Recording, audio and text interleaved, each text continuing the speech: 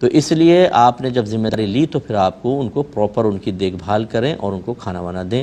ایسی بلی وغیرہ پالی ہوتی ہے، گھر سے اس کو کہیں جانے بھی نہیں دیتے اور اس کو پیٹ بھر کے کھانا بھی نہیں کھلا رہے، آپ کے نبی کریم نے تو 70 بار کا حکم فرمایا۔ اسی طریقے سے جب آپ گھر میں جانور پالتے ہیں تو چھوٹے بچوں کی اس طرح کی رسائی ان تک نہیں ہونی چاہیے کہ ان کو اذیت پہنچے۔ بعض اوقات پنجرے میں پرندہ ہے، بچہ ڈنڈی مار رہا ہے، اس کو یہاں سے اڑا رہا ہے، وہاں تنگ کر کے رکھا ہوا ہے، اور یہ مائیں جو ہیں بیچاری بالکل پلٹ، پپو نہیں کرو، پپو نہیں کرو، ہرٹ ہو رہا ہے وہ، اور نکل لی وہاں پر، وہ پپو نے اس کا بیڑا غرق کر رکھا ہے۔ تو پپو تو گناہ گار نہیں ہوگا کہ وہ پپو ہے، پپو کی اماں پھنسیں گی میدان محشر میں، پپو کے ابا پھنسیں گے، کیونکہ آپ نے اذیت ناک صورتحال رکھی ہوئی ہے۔ جانور پالیں تو اذیت نہیں دے سکتے۔ اس میں میرے وہ کبوتر باز بھائی بھی ذرا توجہ فرمائیں، یہ تھوڑا سا ناگوار شاید بعضوں کو بات گزرے گی، کیونکہ حق سننے کے لیے، سچ سننے کے لیے ہم تیار نہیں ہیں۔ کبوتروں کو بھوکا پیاسا رکھ کے اونچا اڑایا جاتا ہے، اور جس کا کبوتر سب سے آخر میں اترے بھئی وہ بہت بڑا ماہر آپ کبوتر باز ہیں۔ بھوکا پیاسا آپ نے کبوتر کو اڑایا ہوا ہے، اڑنے پہ مجبور کیا ہوا ہے، پھر وہ ٹکڑے لڑاتے ہیں آپس کے اندر، اس میں بھوکے پیاسے کبوتر اڑ رہے ہیں، سیٹیاں مار رہے ہیں، پردہ ہلا رہے ہیں، اس میں پھر دوسرے کا کبوتر اتار کے پکڑ لینا بڑا قابل فخر ہے، حالانکہ حرام ہے، یہ گناہ کبیرہ ہے۔ یہ لقطہ کا حکم میں ہوتا ہے، لقطے کا مطلب گری پڑی چیز، وہ مسلمان بھائی کی امانت ہے، اس تک پہنچانا واجب، لیکن کبھی شرعی احکام سیکھے تو ہوں۔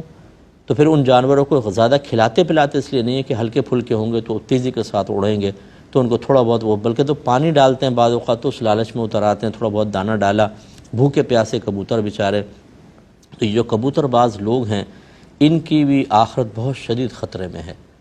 یقیناً میں نے جیسے آپ کو عرض کیا کہ جو اس کے شوق میں ہے نا، وہ بیوی کو چھوڑ دیں گے، بچوں کو چھوڑ دیں گے، کبوتر نہیں چھوڑ سکتے، اتنا ان کو شوق ہوتا ہے جو بڑے کبوتر باز ہیں۔ اور جب یہ مریں گے، اللہ آپ کو آپ کی بخشش فرمائے، اللہ تعالیٰ آپ کی مغفرت کرے، آپ ہمارے جو بھی ایسے مسلمان بھائی بہن ہیں وہ مطلب ہمیں اس سے قلبی لحاظ سے کچھ بھی نہیں، ہم تو دعا کر رہے ہیں آپ کے لیے، لیکن مجھے خوف یہ ہے کہ یہ بروز قیامت کبوتروں کے احتساب میں بہت شدید پھنسیں گے، کیونکہ پوری زندگی کا ظلم ہے، پوری زندگی آپ نے دوسروں کے کبوتر اتار کے حرام مطلب یہ کہ معاملہ کیا کہ اس پہ قبضہ کر لیا، حالانکہ آپ کے حق میں شرعاً جائز نہیں تھا۔ اور بعض اوقات یہ ویڈیو بناتے ہیں کبوتروں کے اوپر نا، کسی کی چھت پہ چلے گئے تو جو کبوتر پکڑا ہوتا ہے اس پہ کہتے ہیں جی ماشاءاللہ آپ نے کبوتر پکڑ لیا۔ اب دوسرے کا کبوتر پکڑنا اس کی اجازت کے بغیر یہ حرام اور گناہ کبیرہ ہے،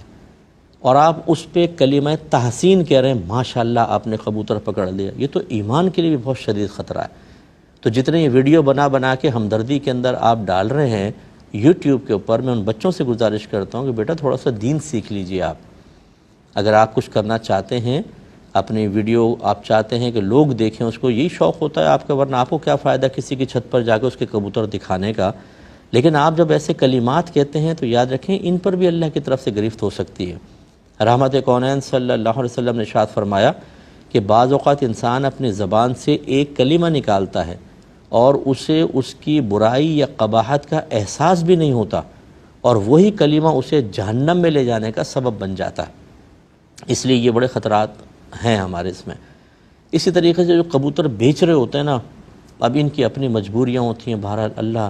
یعنی کبوتر نہیں کوئی بھی جانور بیچ رہے ہوتے ہیں، اتنے چھوٹے چھوٹے پنجروں کے اندر جانور بھرا پڑا ہے، اور وہ بیچارے نہ ان کو دانہ صحیح دے رہے ہیں، نہ پانی صحیح دے رہے ہیں، روزانہ اٹھا کے اندر، روزانہ اٹھا کے باہر، اور بڑی آزمائش ہے اس کے اندر ان لوگوں کے لیے کہ جو مسلسل ایسے جانوروں کے لیے اذیت اور تکلیف کا سبب بن رہے ہیں۔ بتانا ہمارا کام ہے۔ اب آپ کہیں گے صاحب کہ ہم کام چھوڑ دیں، مطلب میں یہ تو نہیں کہہ رہا ہوں کام چھوڑ دیں، لیکن آپ کو بہرحال ایسا طرز عمل اختیار کرنا ہوگا کہ ان کو مسلسل اذیت اور تکلیف سے بچانا تو آپ کی ذمہ داری ہے۔ اگر آپ کہتے ہیں دکان ہی چھوٹی ہے کیا کریں، تو پھر بس یہ ضرور ہے کہ آپ ایک ذہن میں رکھیں کہ بروز قیامت اس کا حساب ہونا ہے۔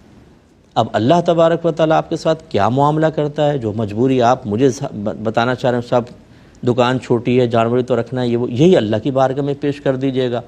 اب وہ رب ہے، آپ اس کے بندے ہیں، ہم کوئی سخت حکم اس پہ اس لیے نہیں دے سکتے کہ آخرت کا معاملہ اللہ کے ذمہ کرم پر ہے، چاہے تو عذر قبول کر کے بخش دے اور چاہے تو اس پر سزا جاری کر دے، لیکن معاملہ بڑا خطرناک ہے۔ اچھا، ایسی ایکویریم میں جب آپ مچھلیاں پالتے ہیں ان کا خیال رکھیں، لیکن میں اس کو منع نہیں کرتا ہوں کیونکہ بعض اوقات ایسا ہوتا ہے مچھلی جاری ہوتی ہے تو وہ ایکویریم کی دیوار سے ٹکراتی ہے، لیکن وہ تھوڑی یہ جو مچھلیاں ہوتی ہیں اکثر یہ ایکویریم میں رہنے کی عادی ہوتی ہیں نا، اور یہ ان کا طریقہ یہ ہوتا ہے، آپ دیکھیں پتھر سے اپنا منہ ماریں گی، دیوار سے مارتی رہیں گی، یعنی تھوڑی تھوڑی چیزیں ذرات وغیرہ حاصل کرتی ہیں، تو ان کے لیے کوئی ایسا باعث تکلیف نہیں ہوتا کہ بلڈ نکل آئے یا ان کو کوئی وہ ہو، تو یہ گنجائش نکلے گی، لیکن اس میں بھی ان کا خیال کریں، آکسیجن کا خیال کیجئے، آپ ان کی فیڈ کا خیال کریں، یہ دو چیزیں بہت ضروری ہیں۔ بعض اوقات فیڈ نہیں دیتے مر جاتے ہیں، بعض اوقات اتنے چھوٹے برتن میں رکھتے ہیں کہ کچھ عرصے بعد پانی کی آکسیجن ختم ہو جاتی ہے تو یہ مر کے اوپر آ جاتی ہیں، آپ دیکھیں۔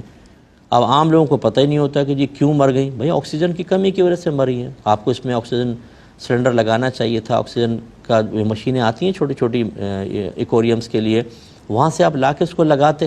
تاکہ پانی، اور پھر پانی چینج کرنا، کیونکہ مسلسل وہ بیٹے وغیرہ کرتی ہیں، اس میں ان کی گندگی ہوتی ہے اور اس سے پانی آلودہ ہو جاتا ہے، تو اس کو چینج کرنا، جب آپ نے جانور پالا ہے تو پراپر اس کی کیئر بھی کریں، نہیں کریں گے تو پھر آپ گناہگار ہوں گے، اور خدا نہ کرے آخرت میں کسی جانور کی وجہ سے ہم پھنس گئے تو کیا فائدہ۔ تو جو کچھ ہوا اس پہ اللہ کی بارگاہ میں توبہ کریں اور آئندہ کے لیے ایک اچھا لائحہ عمل تیار کیا جائے۔